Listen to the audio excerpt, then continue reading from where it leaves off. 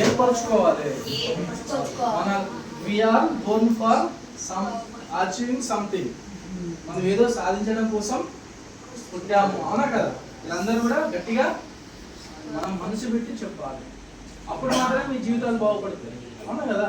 లేకపోతే మనం ఎన్ని రోజులైనా మామూలుగానే ఉంటాం, అవునా కదా? అందుకే మంచి వాళ్ళు చెప్పినటువంటి సూక్తులు కానివ్వండి, కొటేషన్స్ కానివ్వండి, వాళ్ళ లైఫ్ స్టోరీస్ కానివ్వండి మనం చదవాలి.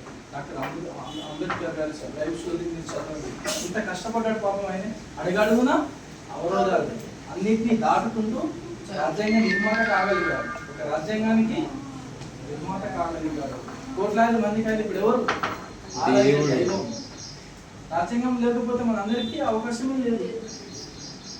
అంత గొప్ప వ్యక్తి. మరి ఆయన గుడికి బడికి దూరమైనటువంటి వ్యక్తి, సమాజానికి దూరమైనటువంటి వ్యక్తి.